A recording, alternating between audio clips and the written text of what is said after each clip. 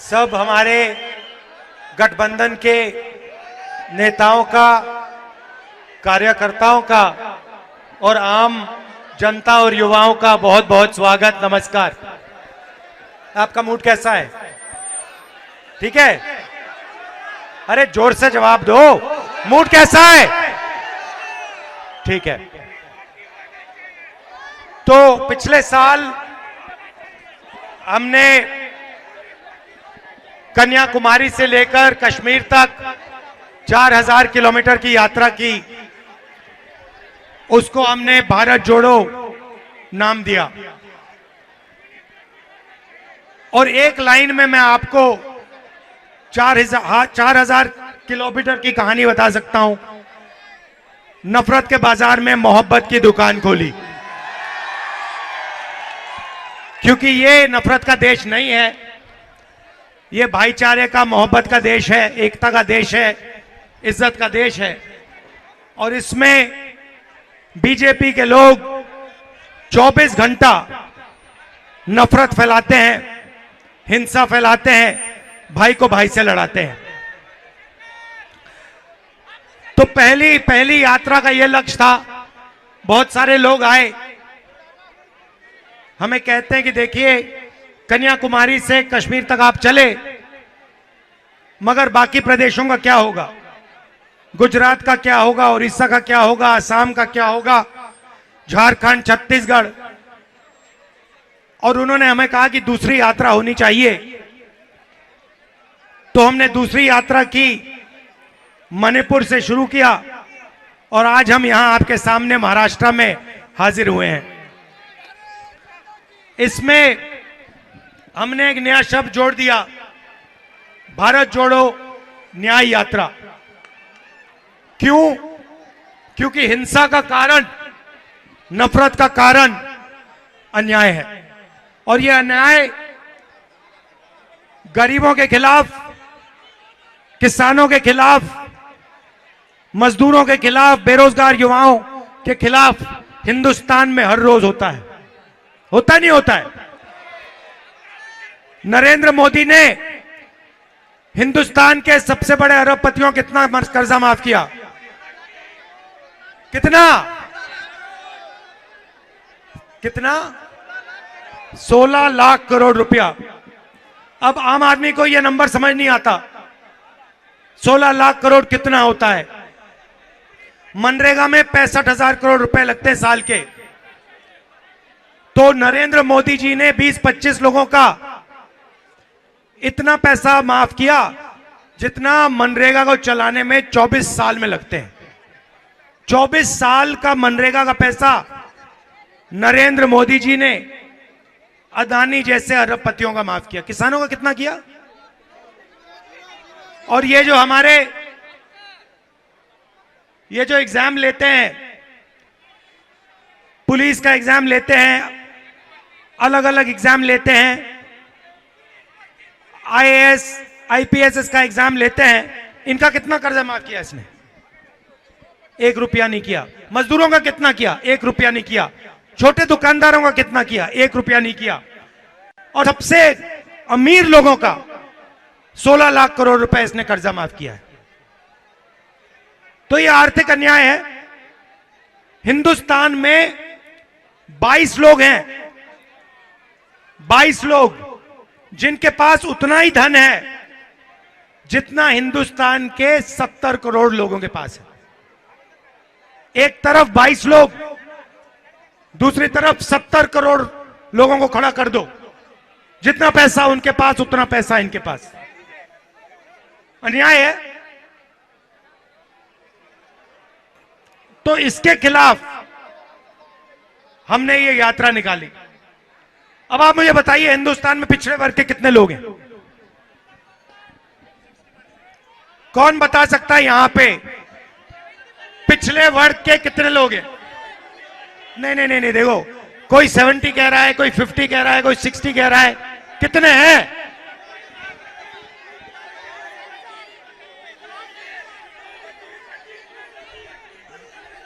अभी आप शांत हो जाएंगे तो पुलिस भर्ती की बात होगी। अभी शांत हो जाइए, डिस्टर्ब मत करिए भाइयों। तो मेरा सवाल है, थोड़ा शांत हो जाए तो मजा आएगा, है ना भाई? सुन ले, शांत हो जाओ। आप भाषण देना चाहते हो? आओ आज। तो शांत हो जाओ, शांत हो जाओ, डिस्टर्ब क्यों कर रहे हो? तो पिछड़े वर्ग के कितने हैं? कोई नहीं बता सकता। इस देश में आपको कोई नहीं बता सकता कि पिछड़े वर्ग के कितने लोग हैं। कोई आपको कहेगा 50%, कोई कहेगा 60 है, कोई कहेगा 40 है, कोई कहेगा 30 है, मगर एग्जैक्ट नंबर कोई नहीं बता सकता। पहली बात, अंदाजे से 50% है। ठीक है, आपका नाम क्या है? हाँ, यादव, जादव। ठीक है, दलित कितने हैं देश में? हाँ, कितने? 15%। आदिवासी कितने हैं? 8%। माइनॉरिटी के कितने? 15%। तो अगर ये सब जोड़ो कितना होता है? 50-15, 50-15, 65-15, 80 और 8, 88% है पिछड़े, दलित, आदिवासी, माइनॉरिटी। उसमें 5-6% आप गरीब जनरल कास्ट जोड़ दो। ठीक है, ये हिंदुस्तान की आबादी। अब मुझे बताओ, मीडिया में पिछड़े वर्ग के कितने लोग? कितने हैं? 0। आप चाहते हो तो मैं आपको दे दूंगा। हिंदुस्तान की मीडिया कंपनी के मालिक की लिस्ट मेरे पास है। उसमें आपको एक पिछड़े वर्ग का नहीं मिलेगा, एक दलित नहीं मिलेगा, एक आदिवासी नहीं मिलेगा, एक माइनॉरिटी नहीं मिलेगा, एक गरीब जनरल कास्ट का नहीं मिलेगा। अब फिर आपको बात समझ नहीं आती कि आपके मुद्दे उठाते नहीं वो कैसे उठाएंगे? वो आपके हैं ही नहीं। इनके बड़े बड़े जो जर्नलिस्ट हैं उनकी लिस्ट निकालो, मुझे दिखा दो हिंदुस्तान के बड़े बड़े जर्नलिस्ट में से। मुझे आदिवासी नाम दिखा दो, दलित नाम दिखा दो, पिछड़ा नाम दिखा दो, एक दिखा दो। एक नहीं मिलेगा आपको, एक नहीं है। ठीक है, पता नहीं आप लोग शायद इसमें हिस्सेदारी नहीं चाहते। नहीं, पता नहीं चाहते हो नहीं चाहते हो, मुझे तो नहीं लगता। आपकी आबादी 90% है। इतना भी दम नहीं है आप में, इतना भी दम नहीं है आप में कि वहां अपने लोगों को बैठा दो। बात समझो, 90% आबादी है, उधर आप अपना एक आदमी नहीं बैठा पा रहे हो और फिर छाती फैला के घूमते रहते हो। सच है ना? 90% हो, एक बंदा नहीं बैठा पा रहे वहां पे। चलो ठीक है, मैं कहता हूं मीडिया में नहीं बैठा पा रहे, तो चलो हिंदुस्तान की सबसे बड़ी 200 कॉर्पोरेट को देखते हैं। ये जो अदानी वाली, अंबानी वाली कंपनियां हैं, इनकी भी लिस्ट मैंने निकाली। 200 सबसे बड़ी कंपनी हिंदुस्तान में, इनके मालिकों की लिस्ट निकाली, और इनमें जो सीनियर मैनेजर्स हैं जो इन कंपनियों को चलाते हैं उनकी लिस्ट निकाली। इसमें बता दो पिछड़े कितने? एक नहीं है। दलित 0, आदिवासी 0, गरीब जनरल कास्ट का 0। तो यहां भी आप नहीं हो। आप 90% हो। जो भी ये बेचते हैं आप खरीदते हो क्या? नहीं, शर्ट खरीदी ना आपने? तो खरीदी ना। जीएसटी कितना दिया आपने? आपने 18% दी। अगर अदानी वही शर्ट खरीदता कितनी देता? वो सेम देता, 18% देता। अदानी की आमदनी कितनी है? लाखों करोड़ रुपए की है। आपकी कितनी है? 40,000 रुपए की है। जीएसटी जितनी वो देता है उतनी आप देते हो। इनका धन कैसे बनता है? आपसे बनता है। 90% आप हो, जीएसटी आप देते हो। आपका उधर एक आदमी नहीं, बड़ी बड़ी कंपनियों में आपका एक आदमी नहीं, ठीक है छोड़ो। अब मैं सोचता हूं कि यार शायद ये कॉर्पोरेट में अपने लोग डालना नहीं चाहते, शायद हिंदुस्तान का 90% हिंदुस्तान की किसी भी कंपनी को कंट्रोल नहीं करना चाहता, हो सकता है, पता नहीं। आप लोगों को पता नहीं क्या हो गया। तो फिर तीसरा सवाल पूछता हूं, कॉर्पोरेट में कोई नहीं है, मीडिया में कोई नहीं है, तो बताओ प्राइवेट जो स्कूल और कॉलेजेस चलते हैं जिसमें आप अपने बच्चों के लिए लाखों रुपए डालते हो, उसमें कितने तुम्हारे मालिकों की लिस्ट है? मेरे पास है। एक पिछड़ा नहीं, एक दलित नहीं, एक आदिवासी नहीं। अच्छा ठीक है, आपको प्राइवेट कॉलेज और यूनिवर्सिटी में भी भागीदारी नहीं चाहिए। चलो अस्पतालों की बात करते हैं। अपोलो, एस्कॉट्स, मेदांता, ये सब बड़े बड़े अस्पताल हैं जिसमें जब आप बीमार होते हो आप अपना पैसा डालते हो। इसमें कितनी भागीदारी तुम्हारी? इनकी मालिकों की लिस्ट निकाली, सबकी निकाली है मैंने। मैं काम करके आता हूं, आपका एक आदमी नहीं है इसमें, एक नहीं है। 650 हाईकोर्ट के जज हैं हिंदुस्तान में, 650। मुझे बताओ 90% आबादी के कितने हाईकोर्ट जज हैं? 650 में से 5% के पास 550 और आपके पास 100, और वो भी छोटे छोटे केस करते हैं। और उनको रोज कहा जाता है ज्यादा बकवास मत करो, कोने में खड़े हो जाओ। तो मुझे बात समझ नहीं आ रही है। आप हो 90% और आपकी भागीदारी इस देश में है ही नहीं, कहीं नहीं है। चलो ठीक है, सरकार की बात करते हैं, बाकी सब छोड़ दो। आपको नहीं, हमें कुछ नहीं चाहिए, तो फिर मैं कहता हूं ठीक है भैया कुछ नहीं चाहिए तो सरकार में देख लेते हैं। हिंदुस्तान के बजट को 90 आईएएस ऑफिसर चलाते हैं, 90 हैं, नाम दे दूंगा, अगले भाषण में नाम रख दूंगा यहां पे सामने। 90 हैं, ये हिंदुस्तान का पूरा बजट बांटते हैं। इस साइड भी देख लेता हूं, ले ये हिंदुस्तान का पूरा बजट बांटते हैं। रेलवे में कितना जाता है ये निर्णय लेते हैं।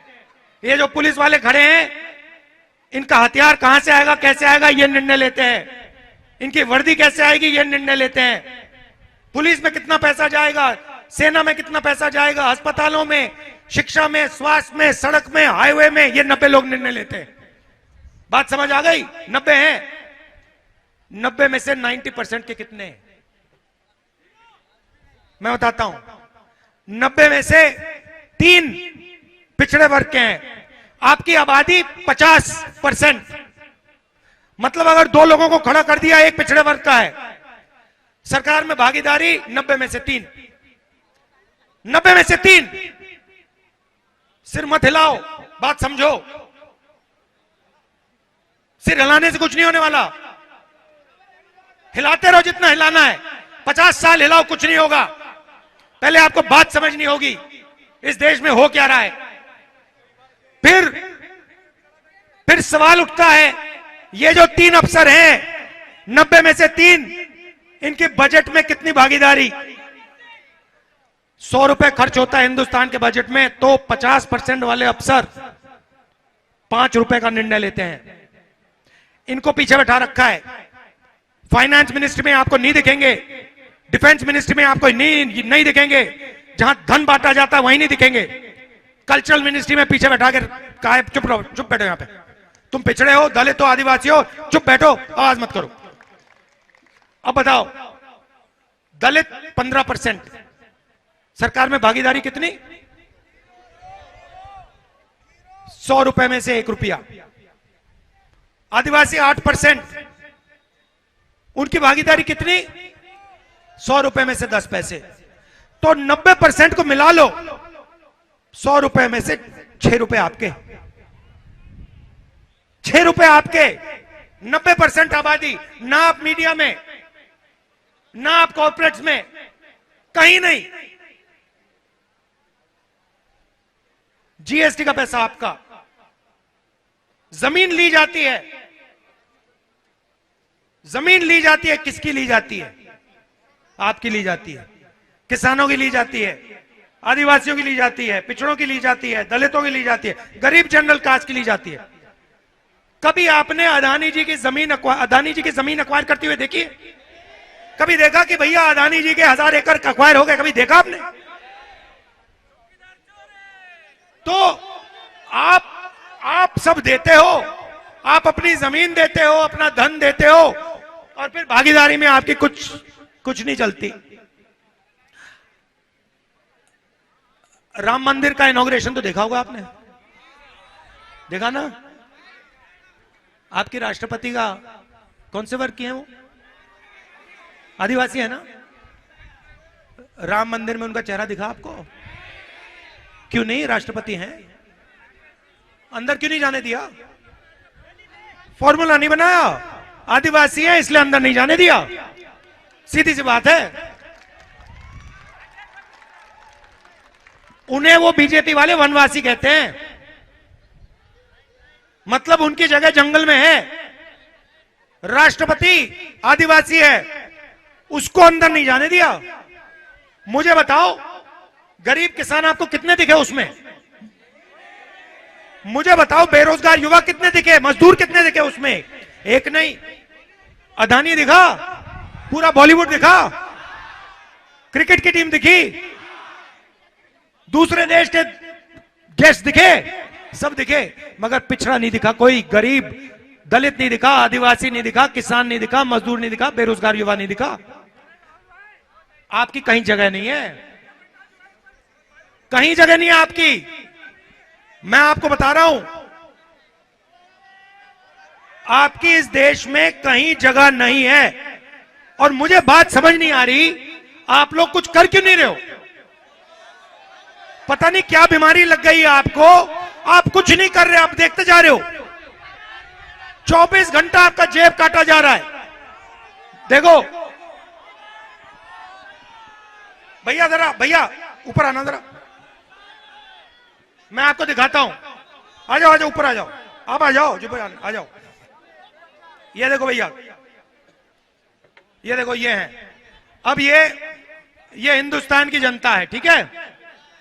अगर इसका आपको जेब काटना है, सबसे पहले क्या करना पड़ेगा? ध्यान भटकाना पड़ेगा ना। भैया देखो बिल्डिंग की ओर देखो, ऊपर। ओ भैया देखो उधर, देखो वो, देखो क्या हो रहा है। ओ भैया देखो कौवा, देखो वहां पे बैठा है कौवा, उधर देखो भैया, उधर देखो भैया, भैया देखो, भैया देखो वो समुद्र के नीचे देखो मोदी जी बैठे हैं।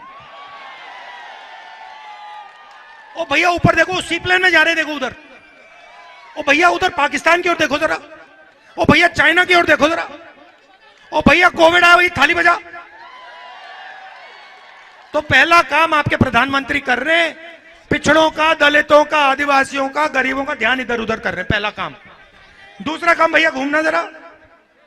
दूसरा काम अदानी कर रहा है, यहां से जेब काट रहा है। और तीसरे साइड पे अमित शाह जी खड़े डंडा लिए, कहते हैं भैया किसी ने कुछ किया मारूंगा उठा के। CBI, ED, income tax department, ये आपके देश के साथ हो रहा है। और चोरी किसकी हो रही है? आपकी हो रही है।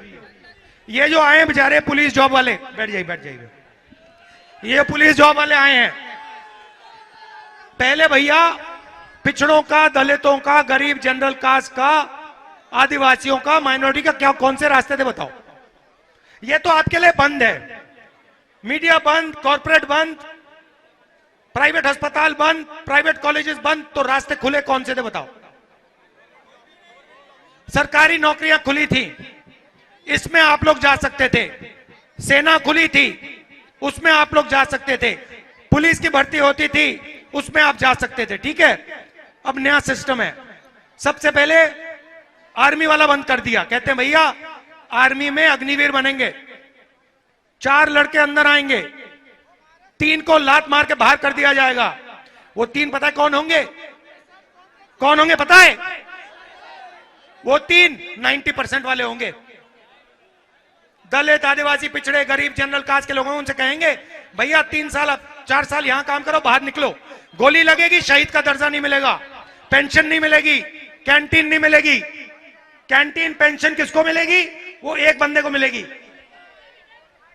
तो आर्मी वाला रास्ता बंद, पब्लिक सेक्टर वाला रास्ता बंद, सारा का सारा प्राइवेटाइज कर दिया। बीएचईएल, एचईएल, ये सारी जो संस्थाएं हैं, रेलवे, ये एक के बाद एक प्राइवेटाइज हो रही हैं, वो रास्ता बंद हो गया। अब ये नया तरीका निकाला है। अब आपसे कहते हैं भैया एक काम करो, पुलिस की भर्ती है, पुलिस की भर्ती है, एग्जाम लो। आप क्या करते हो? उन्हीं 2-3% के जो ट्यूटर होते हैं, उनके ट्यूशन का चलता है पूरा, एग्जाम लेने के लिए आप उनको पैसा देते हो, कोचिंग करते हो, आईएएस की कोचिंग करते हो, आईपीएस की कोचिंग करते हो, ये सब कोचिंग करते हो। फिर एग्जाम का टाइम आता है, सुबह आप एग्जाम लेने जाते हो, आपके सामने वही 1% वाला अपने मोबाइल फोन पे आपके बेटे को पेपर दिखा देता है, कहता है देखो ये लो पेपर, तुमने मतलब यहां पे 3-4 साल काम किया है, हमें कोई फर्क नहीं पड़ता, तुम्हें मरना है मर लो, पेपर तो हमारे हाथ में है, हमने खरीद लिया। तो पेपर लीक भी आपका दरवाजा बंद करने का तरीका है। फिर आपसे कहते हैं भैया देखो पेपर लीक हो गया, इस बार तो भर्ती नहीं होगी, भर्ती अगली बार होगी। तो आप मीडिया में नहीं, कॉर्पोरेट में नहीं, कहीं नहीं हो ना, तो हो कहां? मैं बताता हूं आपको कहां हो। मनरेगा की लिस्ट निकालो, उसमें आप भरे हुए हो। कॉन्ट्रैक्ट लेबर की लिस्ट निकालो, उसमें आप भरे हुए हो। दलित, आदिवासी, पिछड़े, गरीब, जनरल कास्ट के लोग ढूंढने ना, मजदूरों की लिस्ट निकालो, वहां आप लोग जितने नाम देखने देख लो। तो ये देश में चल रहा है, ये सच्चाई है देश की। आपका ध्यान इधर उधर भटकाया जाता है, आपका धन आपके जेब से लिया जाता है। 22 लोगों के पास उतना ही धन है जितना 70 करोड़ लोगों के पास है। मेरा सिर्फ एक कहना है, अगर किसान का 16 लाख करोड़, अगर अरबपतियों का 16 लाख करोड़ रुपया माफ हो सकता है, तो फिर किसान का भी कर्जा माफ होगा। मैं देखूंगा कैसे नहीं होगा। और अगर किसान का नहीं करना, तो फिर इनका मत करो। सही बात है ना? अब आप मुझे कहोगे राहुल जी आपने लंबा भाषण दिया धूप में, आपने हमें बता दिया कि हमारी भागीदारी नहीं है, जगह नहीं है, हिस्सेदारी नहीं है, तो करें क्या? मैं आपको बताता हूं। कभी चोट लगती है, अस्पताल जाते हो तो क्या होता है? एक्सरे होता है ना। डॉक्टर कहता है भैया इधर आओ, एक्सरे करो। मैं वही कह रहा हूं, मैं कह रहा हूं कि जाति जनगणना कर लो, एक्सरे कर लो देश का। जाति जनगणना से क्या होगा? जाति जनगणना से पता लग जाएगा, गिनती हो जाएगी,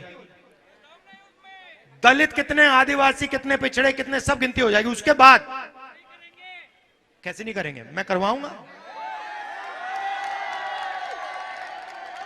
आप लोग करवाओगे। देखो देखो, बात समझो, बात समझो। वो नहीं, आप 90% हो, आपने 90% ने कह दिया ना नरेंद्र मोदी हमें जाति जनगणना चाहिए, या वो करेगा फिर भाग जाएगा, या फिर भागेगा। 90% हो आप लोग, 90%। अपनी शक्ति समझो, अपनी पावर समझो, अपनी स्ट्रेंथ समझो। तो पहला कदम जाति जनगणना, और उसके बाद इकोनॉमिक, फाइनेंशियल और हिंदुस्तान की सब संस्थाओं का सर्वे। मतलब ये मीडिया वाले हैं ना, इनके सबके नाम निकालेंगे।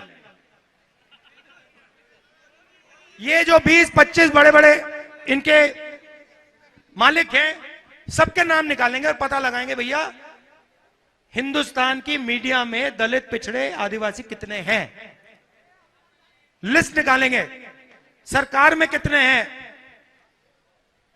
कॉर्पोरेट्स में कितने हैं, प्राइवेट अस्पतालों में कितनी हिस्सेदारी है, कॉलेजेस यूनिवर्सिटीज में कितनी हिस्सेदारी है, मैनेजमेंट में कितने हैं। ये हम डेटा का जमाना है ना, डेटा का जमाना है ना आजकल। कहते हैं डेटा डेटा, 24 घंटा डेटा की बात होती है ना, तो हम आप सबके सामने गरीबों का डेटा रखना चाहते हैं। ये देखो हिंदुस्तान के गरीबों का डेटा, इसको देख लो अच्छी तरह। उसके बाद सच्ची राजनीति शुरू होगी। उसके बाद आप लोगों को बात समझ आएगी कि भैया हम हैं 90% और देश में हम कहीं भी नहीं है। तो ये जाति जनगणना ऐतिहासिक क्रांतिकारी कदम है। इसमें इसे हमने मैनिफेस्टो में लिख दिया है और इसके पीछे आप अपनी पूरी शक्ति लगाइए। पहला काम। दूसरा काम बेरोजगारी पे आ रहा हूं। मैनिफेस्टो में हमने कहा है, क्रांतिकारी चीज कही है, हिंदुस्तान की सब गरीब महिलाओं को, चाहे वो कोई भी हो, खेती करे, मजदूरी करे, अगर वो गरीब है तो इंडिया गठबंधन की सरकार, कांग्रेस पार्टी की सरकार साल में उसे 1 लाख रुपए बैंक अकाउंट में दे देगी। साल में 1 लाख रुपए करोड़ों महिलाओं को। तो यह भी हमने अपने मैनिफेस्टो में लिखा है। और युवाओं से, जो आप बेरोजगारी के शिकार होते हो, 30 लाख सरकारी जो वैकेंसीज हैं उनको हम एकदम भर देंगे।